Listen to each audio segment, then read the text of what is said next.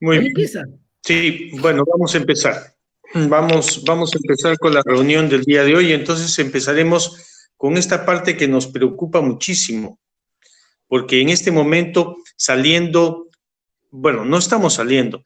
Dentro del desarrollo de este virus, de esta pandemia, nos encontramos todos involucrados, aislados, con miedo a morir, a contagiar a nuestros hijos, pero además con hambre, porque hay muy buena parte de nuestro pueblo que al no poder salir a trabajar normalmente tiene que buscar su medio de sustento. Y eso hace que salgan a las calles, porque también somos desorganizados, sí es cierto, pero el motivo que está dando en este momento la circunstancia es que si no salen, o mueren por el virus o mueren por el hambre. Y dentro de esta pandemia, y buscando todos una solución común, nos encontramos con actos de corrupción dentro de la misma pandemia. Para aquellos que están obligados a controlar que la pandemia no haga esos efectos de causar mortandad grande entre los peruanos. Las mascarillas se venden a precios absolutamente irreales. Un balón de oxígeno no puede llegar a costar 6.000 soles. No puede salir el gobierno para hacer licitaciones o actos de compra de productos que no son los que corresponden para poder enfrentar o defender o proteger a nuestro personal, a las Fuerzas Armadas o policiales frente al virus. Y entonces empecemos por donde estaba la última pregunta. Estos actos de corrupción, ¿cuándo empiezan? Empiezan desde mucho tiempo atrás. No tenemos noticia del incanato, pero sí tenemos noticia de lo que eran sus 3 normas principales: Amasúa, Amayuya, Amaqueya. No robarás, una de ellas. Y si existía el no robarás, es porque había robo. Se quería poner límite a ese robo. Llega un pueblo dominado durante muchos años por los moros, luchando por lograr su consolidación como país, y llega no a América con el propósito de descubrir una nueva tierra, sino de encontrar una nueva ruta para llegar a las Indias. Y se encuentran con un continente nuevo, con riquezas que no conocían.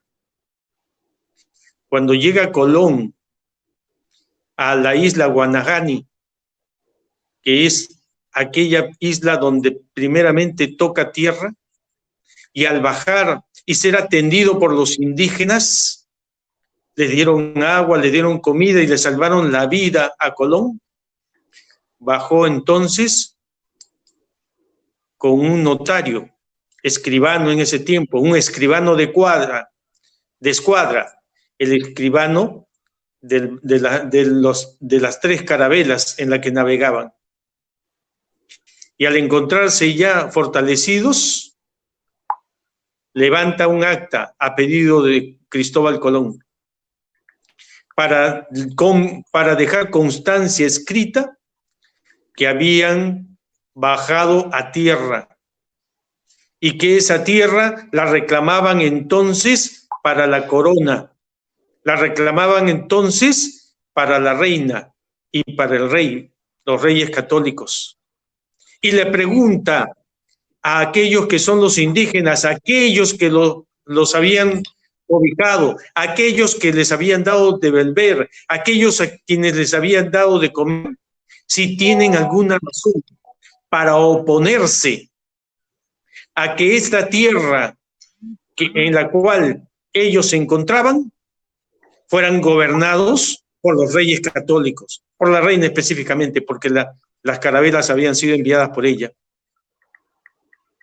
Y pregunta, ¿hay oposición? ¿Alguien se opone? Por supuesto, los indígenas no entendieron absolutamente una palabra de lo que estaba diciendo, porque él no hablaba más que en castellano y los indígenas no conocían ese idioma.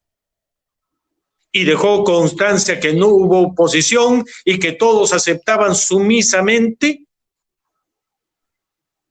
que esas tierras y esas personas fueran parte del dominio de la corona española. Engaño, traición y sobre todo desagradecimiento para aquellos que le salvaron la vida. Y después siguieron avanzando. Colón se regresa con un grupo de indígenas y con las riquezas que encontró. Y en base a esas riquezas, al presentarlos en la corte, se decide en España enviar a Colón en un segundo viaje, una segunda expedición. Y al encontrar más riquezas, lo que hizo fue inflamar los ojos de avaricia de ese pueblo para venir a someter, a encontrar en estas tierras la riqueza que ellos no tenían. Y a conquistarla de cualquier manera, con mentira, con traición, con guerra, con sangre, con todo aquello que pudieran. Y entonces desde ahí nos viene una maldición, como dije hace un momento. La maldición de aquellos que no consideran a la humanidad como parte de sus fines, sino a los seres humanos como parte de sus medios para lograr riquezas, aún sacrificando sus propios valores, aún sacrificando el sentido de espiritualidad, con que después lo justifican o pretenden justificar cuando dicen que llegan a esta tierra o a estos continentes con el propósito de llevar las buenas nuevas del Evangelio. Y con esas buenas nuevas del Evangelio para convertir o darle a aquellos que son los indígenas la fe verdadera. Y en medio de esa fe verdadera, para entregar a todos esos pueblos en manos de un encomendero. A él se le encomendaban para que le enseñe la religión. Y ellos, como pago por las bondades de enseñarle la religión, pagaban con su trabajo, pagaban con su riqueza, pagaban con sus miserias. Así llegan a Perú, con noticias que en la parte sur había riquezas muchas mayores todavía que las que habían encontrado. Y ahora se ha relatado cómo vinieron los engaños para conquistar, los engaños para vencer, los engaños para mantener divididos a esos pueblos de los territorios donde estaban conquistando. Pueblos que por supuesto también colaboraron porque estaban divididos y peleaban entre sí. Utilizaban a unos indígenas, a unos indios para pelearse contra otros, para soportarlos a otros, para liberarse de los incas, o al pueblo inca para sojuzgar a los pueblos rebeldes. El engaño, la mentira, la traición nos ha generado esta circunstancia de sometimiento, pero de sometimiento espiritual, donde la verdad no vale, donde aquellas cosas que nosotros podemos ofrecer, la sinceridad o el amor, no valen, porque todo se sacrifica, todo lo espiritual se sacrifica por aquellas cosas materiales. Y entonces no nos asombremos que el día de hoy nosotros encontremos gente que sacrifica la libertad, que sacrifica a los muertos que tenemos por el coronavirus para ganar, para tener algo de riqueza, para lucrar en beneficio propio y en destrucción de los demás. Guamán Poma de Ayala ya lo señalaba y él decía en su carta que escribió a Felipe III,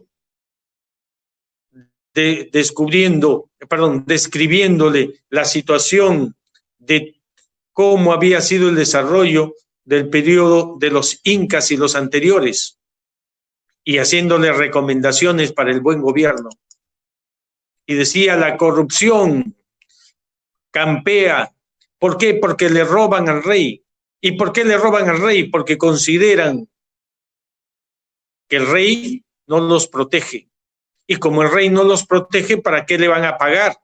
Ellos no están pagando por un Estado más fuerte. Ellos están pagando a alguien que no les devuelve con servicios lo que pagan. Y entonces falsifiquemos. En lugar de decir que estamos enviando 100 quintales, digamos que estamos enviando 20 y sobre la diferencia nos dividimos. Y cuando compramos o vendemos hacemos exactamente la misma cosa para que el tributo a la corona sea menor y nuestros ingresos sean mayores. Esa corrupción fue en ese tiempo, hace más de 400 años, denunciada por Guamán Poma de Ayala. Y él, en esos tiempos, le ofrecía al rey Felipe III una solución. ¿Cuál era la solución? Que los indígenas se gobernaran por sí solos, que tuvieran compartido el gobierno por los indígenas, por el Inca nuevamente, juzgado y sometido, por supuesto, al rey de España, controlado por el rey de España, pero gobernados por los indios, los incas, por los incas mismos, y pagaban más tributo que aquel que recibía el rey de España. Claro que el rey de España nunca recibió la carta de Guamán Poma de Ayala, y por lo tanto no se sabe cuál hubiera sido su decisión si llegaba a escucharlo. Pero lo cierto, lo real, es que esa corrupción fue parte de la carne con que se hizo todo el virreinato, no solamente el de Perú, sino de toda América. El corregidor Arrechi hace la misma descripción respecto de la corrupción, respecto del mal gobierno. Y esos malos gobiernos generan una reacción. Ya en ese tiempo, en esos tiempos, a partir de la segunda parte del siglo XVIII, denunciada por Vizcardo y Guzmán en la carta a los españoles americanos. Y seguimos, y podemos seguir en la historia, y encontramos que tenemos el mismo problema, el mismo enemigo, la maldición de aquellos que solamente quieren ver la parte crematística del desarrollo de una sociedad y no la parte humana y menos la parte espiritual. Esos son nuestros verdaderos enemigos. Esos son aquellos a los cuales nosotros tenemos que destruir. Esos son aquellos a quienes nosotros tenemos que enfrentar con las caras diversas. Serán algunas las caras de aquellos que traicionaron a los defensores del Morro de Arica y no les enviaron los refuerzos que necesitaban para poder salvarse y para poder mantener el territorio peruano. O aquellos que se negaron a seguir comprando barcos, como decía Ramón Castilla, para defendernos frente a las amenazas externas. O aquellos que firmaron tratados escondidos, o aquellos que ahora firman tratados y adendas que van en contra del Estado peruano, de la nación peruana. Por eso Perú Construye está al frente. Por eso Perú Construye seguirá adelante. Por eso Perú Construye es una esperanza. Porque nosotros no estamos buscando una prebenda, no estamos buscando llegar al gobierno para conseguir un trabajito. Nosotros tenemos nuestra propia formación. Nosotros podemos ser exactamente emprendedores como muchos de los peruanos están haciendo para sobrevivir. Damos muestras de lo que somos porque sabemos lo que hacemos y ahora sabemos lo que también buscamos. No podemos permitir que aquellos que están pensando en su bolsillo y no están pensando en la sociedad sean aquellos que nos gobiernen.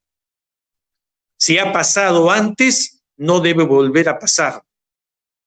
Porque si aquellos que somos parte del pueblo y nos ganamos el pan con el sudor de nuestra frente, no hacemos algo, seguirá pasando. Pongamos metas claras. Estamos para terminar el segundo centenario de la Declaración de la Independencia del Perú. ¿Cómo vamos a empezar el primer día del camino a nuestro tricentenario? Igual, sin hacer respuestas, sin buscar posiciones, sin proponer soluciones, sin luchar por hacer que este Perú cambie para el bien de nuestros hijos, de nuestros nietos y de todos aquellos que sean nuestros herederos. Tenemos que cambiar, tenemos que decir entonces con toda claridad que la República del Perú terminó con su segundo centenario y tiene que nacer una nueva basada en la libertad, basada en los valores, basada en la honestidad, peleando contra aquellos que nos impiden ganarnos el pan. Nosotros debemos saber que el pan cuesta, que debemos sudar, porque debemos trabajar para tenerlo, si es que queremos tener esperanza.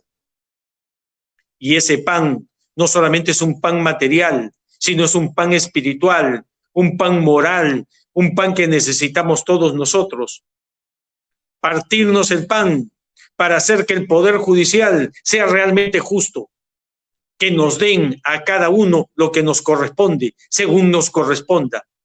Que el gobierno, que el Estado sea un Estado amigo y socio de cada uno de los peruanos, porque vive de los fondos que los peruanos le damos.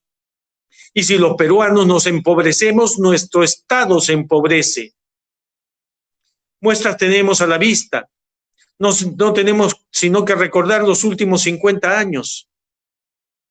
En la época del gobierno militar se produjo una gran inflación, una devaluación también oculta. Y lo que hizo fue redimensionarse el Estado. Y se ofreció dinero a aquellos que querían renunciar al trabajo con el Estado. Y muchos salieron. ¿Y qué hicieron con su dinero? Se compraron los micros para hacer su taxi o para hacer su colectivo. Y aquellos que no renunciaron los despidieron después. Vino luego el gobierno de Belaúnde, el segundo gobierno, y siguió la inflación. Recordemos nosotros que en esos tiempos cambió el sol de oro por el INTI y perdimos 3 ceros. Después vino el primer gobierno de Alan García. La inflación continuó porque se trató de enfrentar contra los organismos internacionales y se manejó mal. Resultado, inflación peor. Y del INTI pasamos al INTI millón. 6 ceros perdimos. Después, todos los candidatos ofrecieron que no iban a hacer el paquetazo, salvo uno. Ganó el que no ofreció el paquetazo. ¿Y qué hizo? Días después dio el paquetazo y nos hundió a todos nosotros en la pobreza. Pero sobrevivimos. En nuestro país sabemos sobrevivir.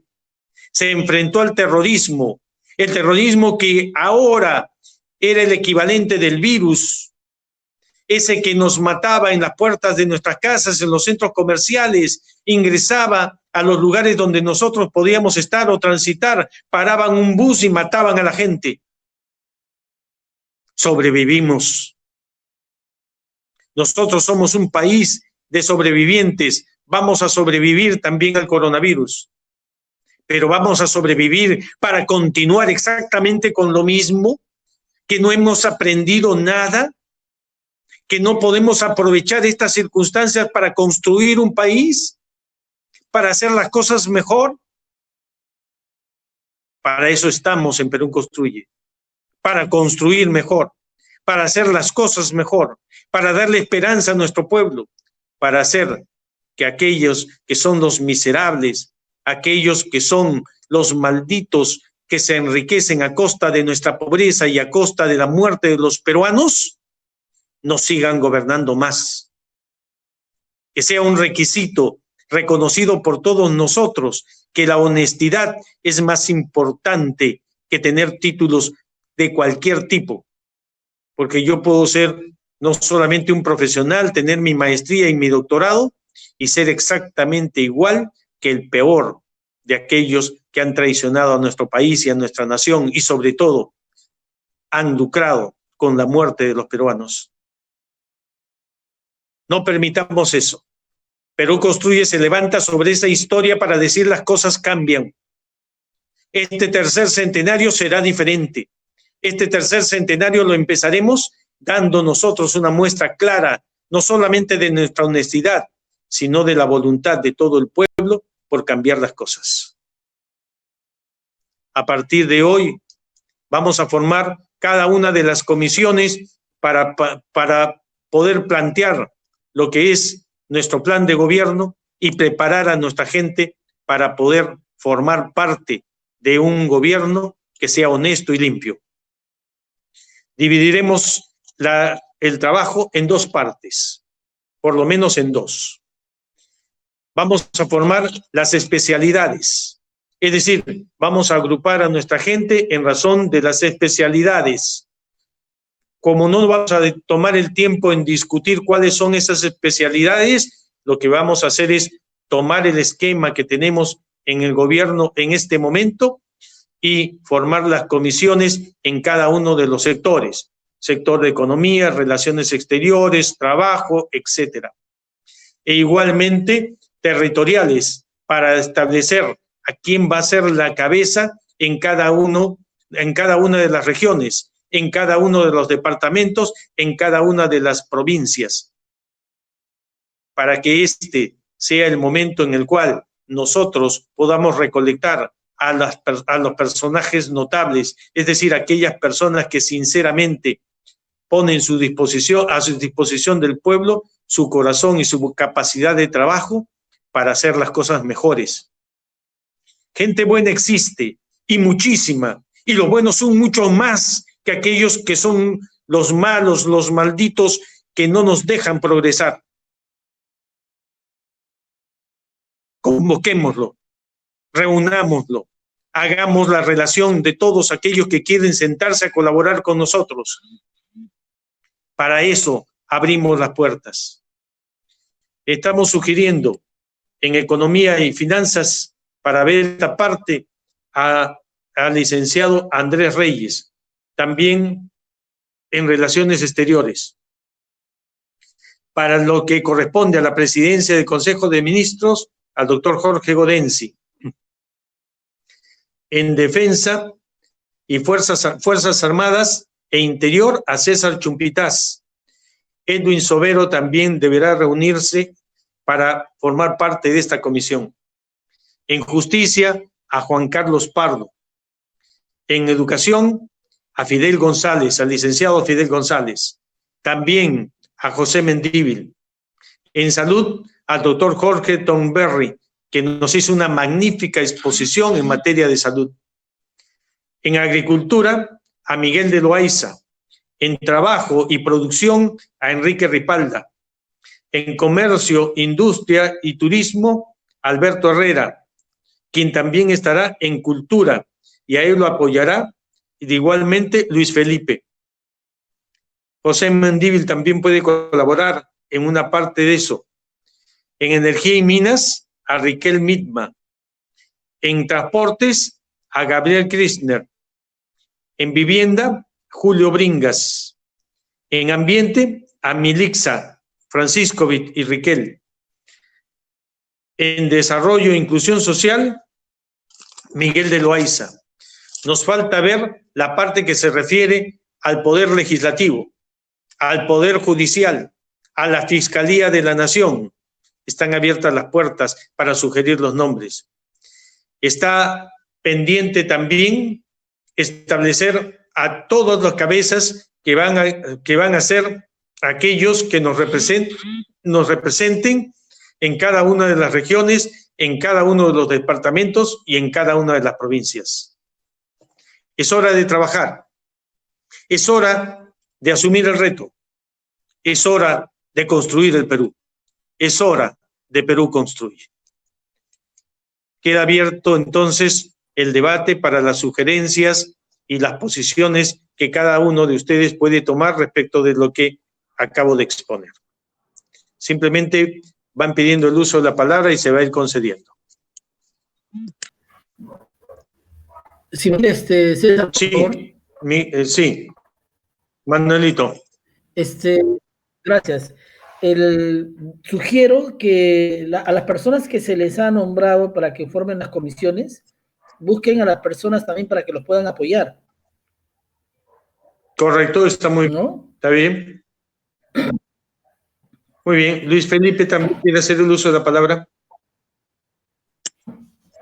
Gracias.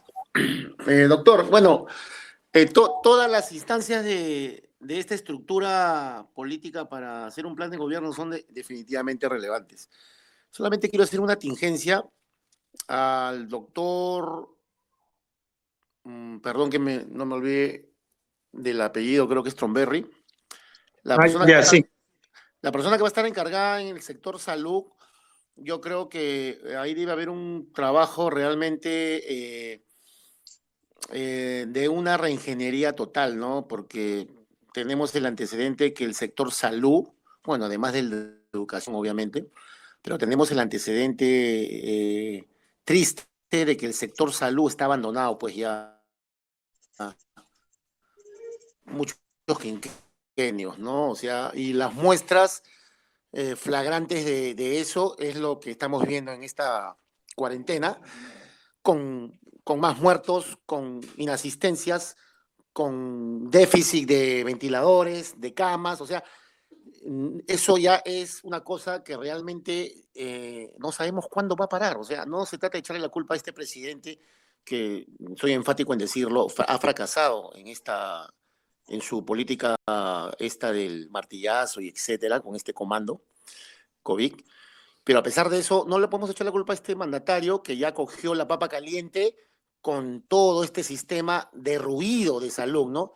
Entonces, estamos viendo clínicas que en honor a la libre contratación y en honor a la libre empresa y en honor a lo que son entidades privadas, están robándole al Estado, porque es inaudito que ahora la propia Contraloría ha detectado el ejercicio miserable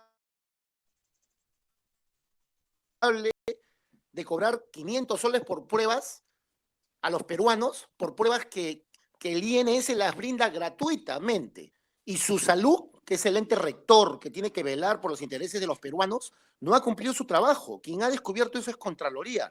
En ese sentido, eso me parece grave. No quiero tener un afán de ser mojigato ni nada por el estilo, pero eso es grave, es inadmisible. Es más, el presidente ha dado una respuesta hoy día muy adormecida sobre eso.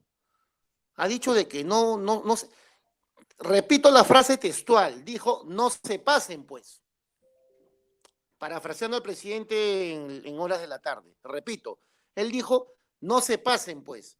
¿Cómo un mandatario puede responder de esa manera a empresas ominosas ante los peruanos que han robado? Y eso no puede quedar así. O sea, acá no solamente tiene que haber una sanción administrativa, tiene que haber una sanción millonaria y tiene que haber una sanción penal. ¿El gobierno lo hará? No lo sabemos. Como vemos las cosas, no lo sabemos. En ese sentido, entre otras taras que tiene el sistema de salud, yo pediría realmente con toda la humildad posible es que haya una reingeniería y la propuesta de Perú Construye sea contundente y clara, porque tiene que haber una reingeniería del sistema de salud. Ya esto no puede dar para más. Eso era lo que tenía que decir por el momento. Gracias. Muy bien. No solamente salud, sino hay varios otros puntos claves del país que también están abandonados, pero lo propuesto por Luis Felipe es perfectamente pertinente. ¿Quién más quiere hacer el uso de la palabra? Yo quisiera hablar, César. Sí, Alberto.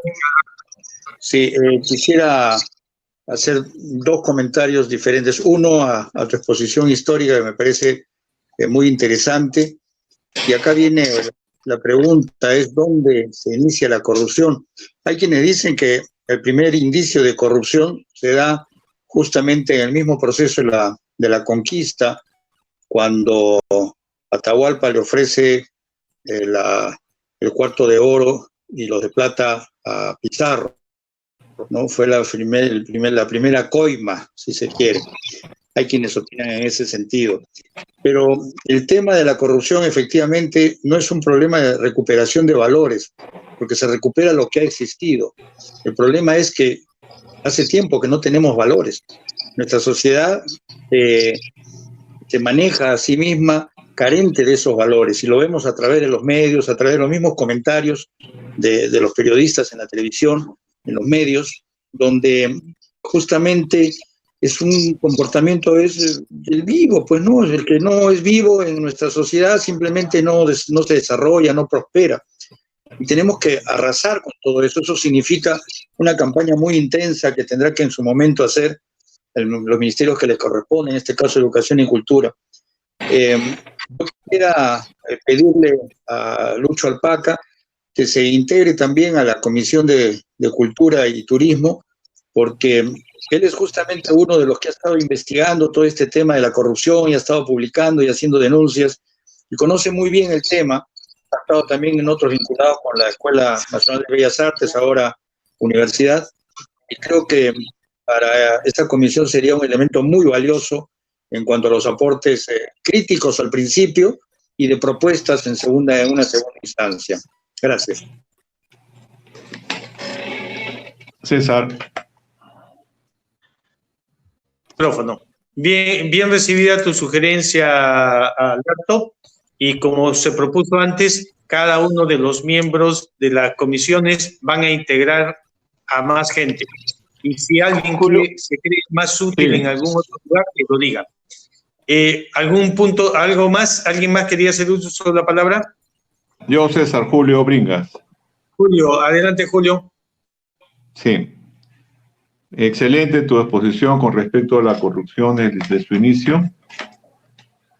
Y sobre respecto a las comisiones, yo creo que uno de las comisiones más importantes que has nombrado es la de Economía. ¿Por qué? Porque, como todos sabemos, el movilizador más decisivo del inconsciente del elector va a ser su miedo. El miedo inmediato de la mayoría, de la gran mayoría, es cómo me mantendré yo, cómo voy a mantener a mi familia, cómo será mi futuro sin trabajo después de esta pandemia. Otros pensarán, ¿cómo me voy a recuperar económicamente después de esta crisis? La gente está deprimida pensando en eso. Yo creo que el caballito de batalla, entre comillas, va a ser la economía. ¿Cómo darle solución a toda esa gente que está con esta incertidumbre en la campaña inmediata que tenemos que hacer? Porque lo que se viene es una crisis bien grande. Creo que todos lo sabemos. Obviamente los argumentos deben ser lo suficientemente creíbles y demostrables. Eso es lo que sería la solución, el antimiedo de la gente para convencerlos en forma racional, emocional e instintivo, un buen resultado para estas próximas elecciones. Eso es todo, César. Muy bien. Buscaremos esos antimiedos. ¿Quién más desea hacer el uso de la palabra?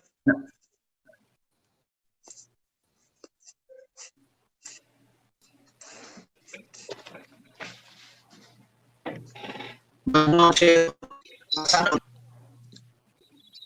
Muchas gracias, doctor. Sí. Escucha entrecortado. Bueno, en principio.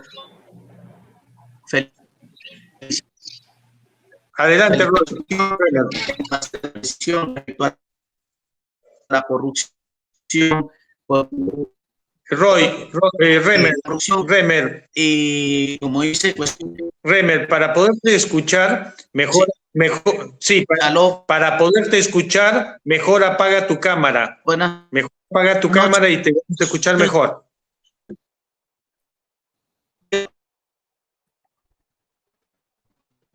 No, no apagues tu micro, apaga tu cámara y solamente quédate con el micro prendido y ahí te vamos a escuchar mejor. Exacto, adelante. Perfecto, perfecto. Ahora te escuchamos bien.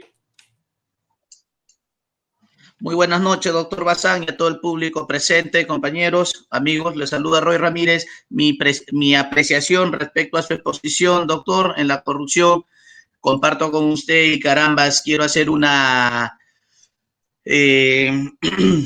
precisión en el extremo, mi opinión personal de la corrupción, como dice, no considero que sea la recuperación de valores, en tanto es una cuestión de persona.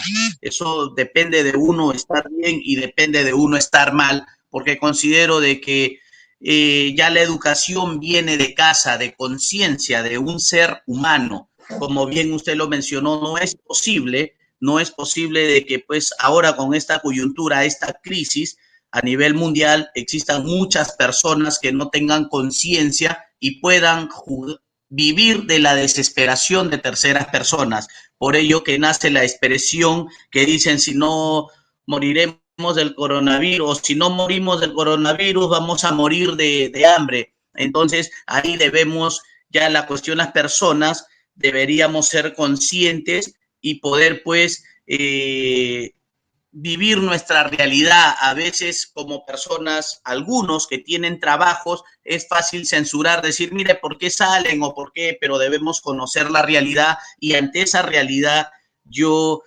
aporto y doy una opinión de que debería estar el partido o debemos enfocarnos en la realidad de la gente, porque esta crisis en realidad nos da a conocer muchas vivencias o muchas realidades que quizás desconocíamos antes. Y definitivamente, como bien mencionó el compañero que expuso antes de mí,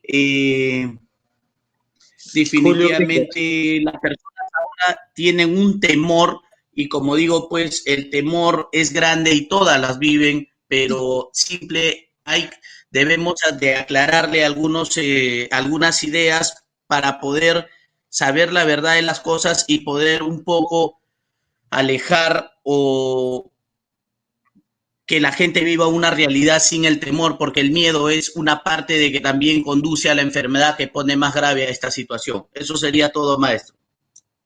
Muy bien. ¿Alguien más? Si me permiten, por favor. Sí, adelante. Hablar, creo que.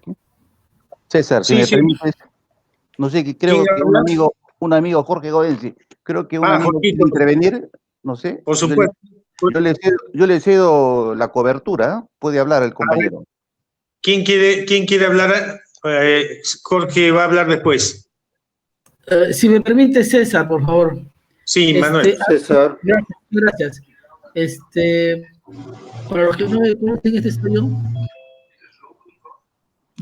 Sí, adelante. Bueno, efectivamente, la realidad actual nos muestra una cara distinta a lo que hablan por las noticias, sobre todo queriendo apañar el gobierno que dice una cosa y después se desdice, ¿no? El tema de los ambulantes, yo lo veo casi a diario porque estoy, digamos, rodeado de todos ellos, a 5 cuadras, a 10 cuadras. Pero hay que tener en cuenta que no solamente es cuestión de los ambulantes, sino también de quienes van y compran. Les compran a ellos. Eso quiere decir que hay dinero, ¿no? Aquí en la avenida Grau hay una cantidad de comerciantes que vienen con unas 4x4 entregando mercadería a los venezolanos para que puedan vender. Entonces, y la gente compra. ¿Qué significa esto? De que hay circulante, hay moneda, hay dinero, ¿no? Y lamentablemente los negocios los negocios formales, como no están trabajando, pues la gente está comprándole los informales y crece más la demanda, la oferta y la demanda. Eso es lo que quería comentar. Muchas gracias. Ya, aquí más quería hacer el uso de la palabra antes que Jorge me estaba pidiendo y no lo escuché. Por favor, ¿quién es? Bien, Jorge Godensi, entonces. Jorge, adelante. Gracias, César. Algunos comentarios de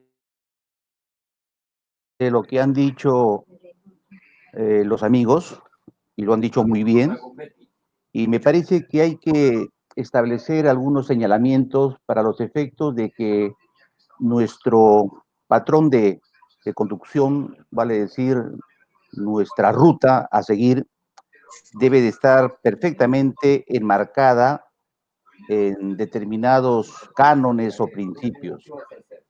Creo, César, que el primer principio que debemos de asumir y poner en práctica es que debemos de tener una opinión propia, pero una opinión técnica, una opinión bien informada.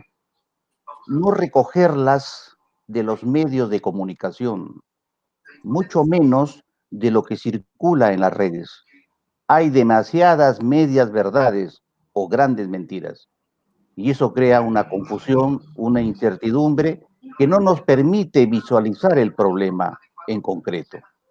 Escuchamos, leemos, pero todas esas son noticias o informaciones sesgadas. No hay un conocimiento cabal de la problemática nacional. Si se han formado estos cuadros, tenemos un objetivo: auscultarlos, estudiarlos, analizarlos, comparar y proponer alternativas que sean realmente novísimas. Yo insisto mucho en la educación y en la cultura. Son las únicas herramientas que nos permitirán consagrar tu proclama como candidato, César. Si queremos restaurar en este país valores éticos a través de la educación y a través de la cultura. Lo de la corrupción, déjenme decirle, queridos amigos, no lo trajeron los españoles. Tampoco se instauró en la época incásica. Si ustedes tienen el afán, el gusto o la curiosidad de leer el libro séptimo de Platón, hace ya más de 400 antes de Cristo, más de 24 siglos, Platón en ese libro séptimo hace referencia cuando él quiso proponerle a Dionisio, rey de Sicilia, convertirlo en filósofo rey, se encontró con una corrupción gigantesca. A partir de esa experiencia, Platón sostuvo que para él la política o la verdad era incompatible con la política. Déjeme decirle algo más. La corrupción en nuestro país y en otras latitudes se ha convertido en una suerte de metasistema. Y no podemos ser negacionistas a esa realidad. Querer o pretender conjurar ese mal endémico no se va a hacer simplemente con buenas intenciones o con llamamientos a la buena voluntad y a los espíritus. Esto se logrará, César, cuando tu proclama encuentre encarrilamiento sobre la base de lo que tú propongas, cambios estructurales, repito, en la educación. Solo la educación libre nos producirá o creará una atmósfera en la que sea posible experimentar, vivir y aplicar los valores éticos. Si González Prada resucitara en estos momentos, sufriría una luctuosa satisfacción. Comprobaría que el país sigue siendo ese organismo vivo que ante el primer apretón brota el pus. Y cuando González Prada lo denunció, las heces de este país se encargaron de denunciarlo a este gran maestro que fue don Manuel González Prada. De manera que esto hay que cambiarlo, efectivamente, pero hay que cambiarlo con decisiones, hay que transformarlo convocando a la mayoría, a la gente de buena voluntad, a las inteligencias y a la gente buena. Pero claro, es muy difícil encontrarlas. Hay que hurgar mucho en el campo para tratar de encontrar inteligencias agudas, abiertas y que estén en franca disponibilidad de adherirse a esta causa.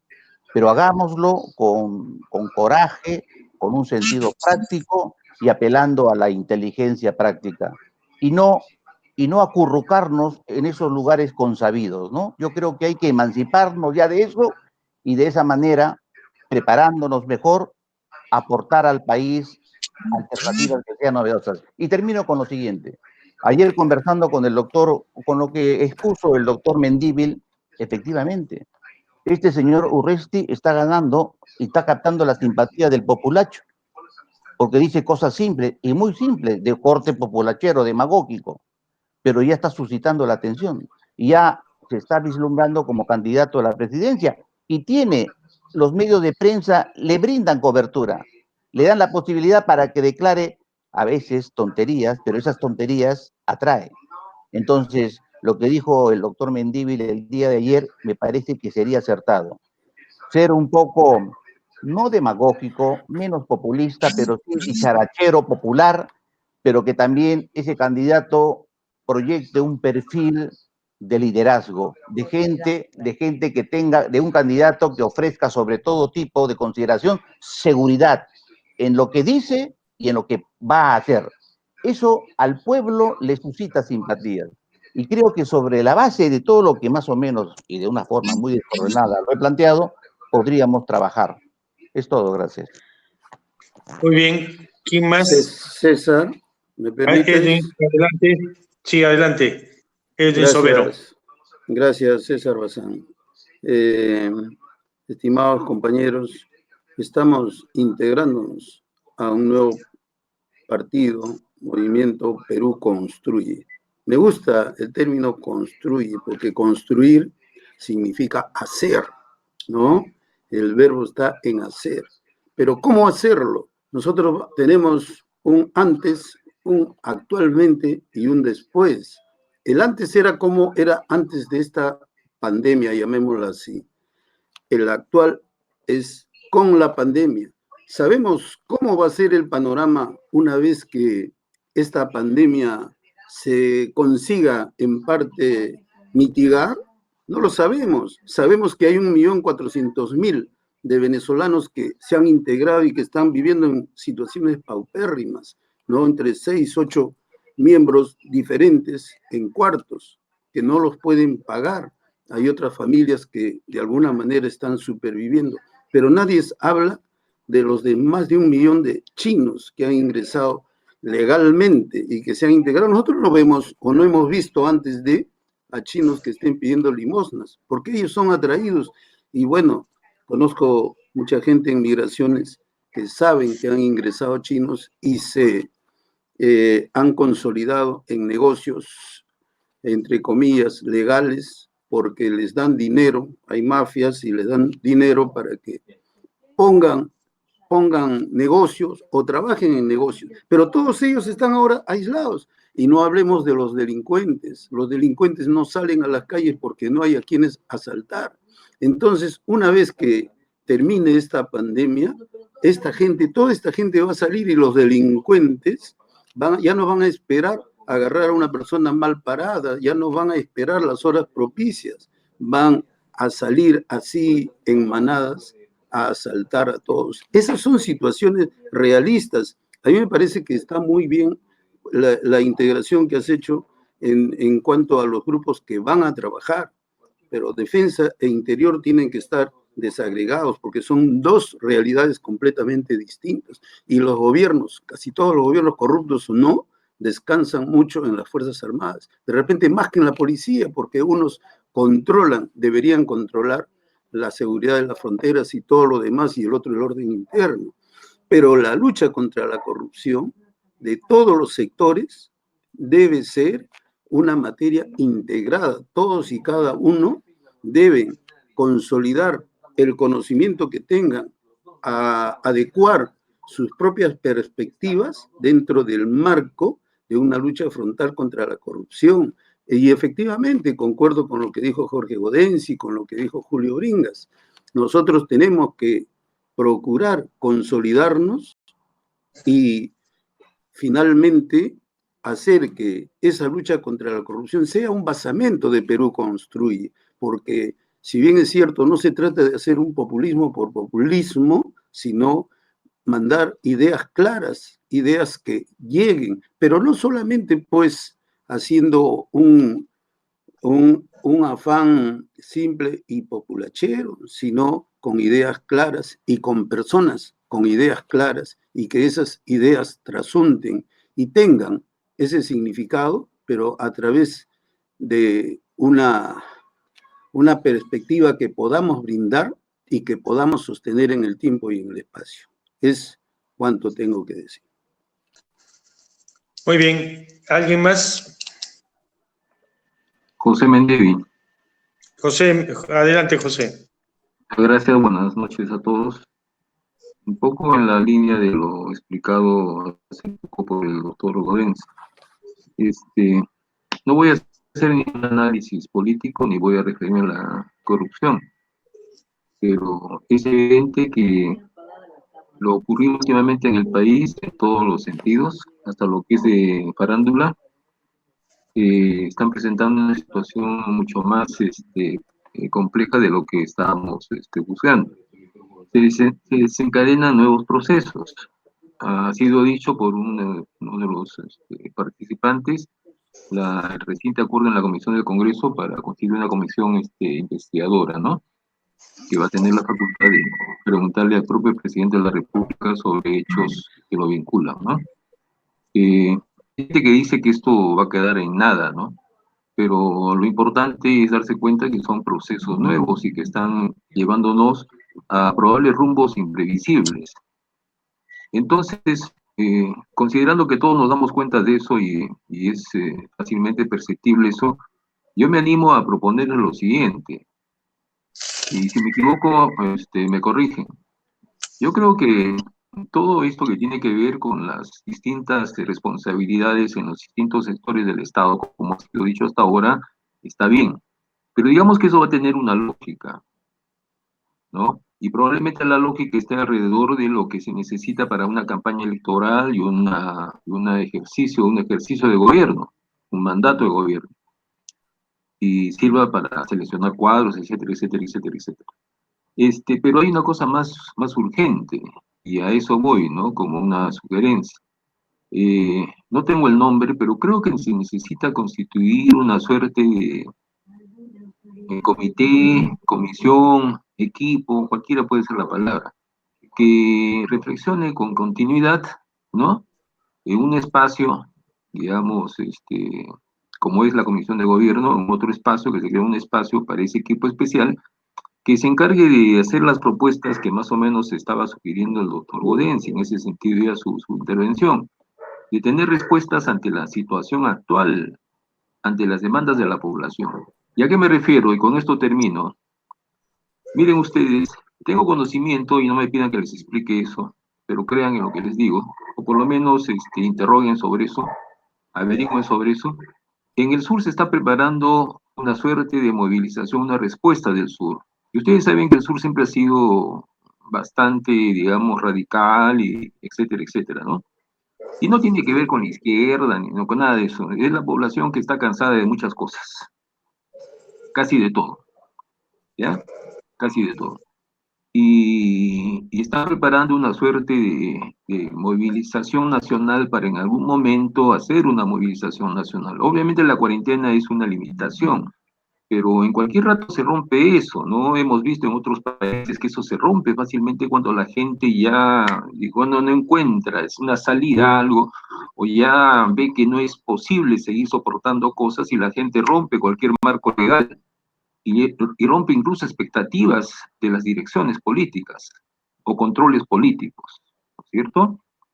Y cuando digo eso me refiero básicamente al gobierno y a los partidos que están en el Congreso que están actuando de manera displicente y responsable frente a esa situación. Obviamente porque tienen sus propios intereses, ¿no?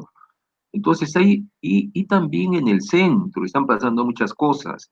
En la Amazonía también. No estoy diciendo que el país está ardiendo. Lo que quiero decir es que hay tendencias que están en movimiento y en que cualquier momento pueden tener desenlaces que no estamos considerando o tomando en cuenta.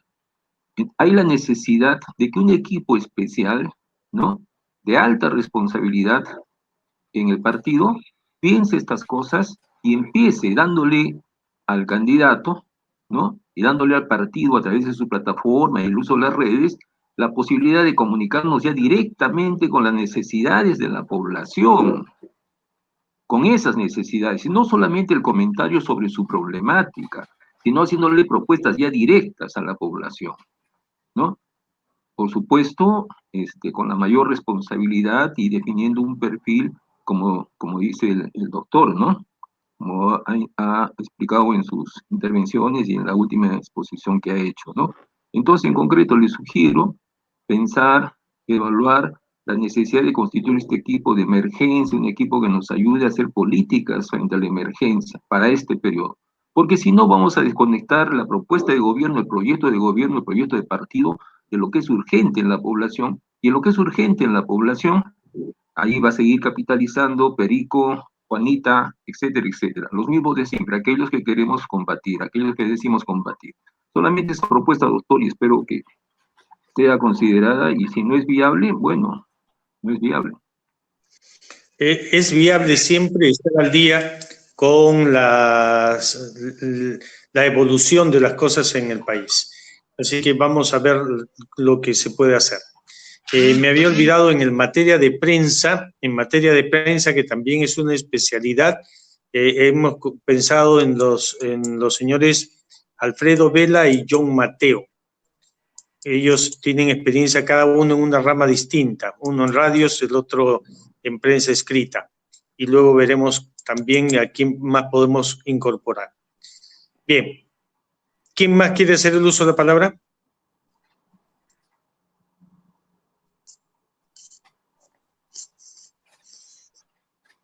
Entonces ahora tenemos mucho trabajo por hacer, porque cada una de las comisiones que está designada, cada una de las especialidades que está designada, empezará a buscar a la gente con la que va a trabajar.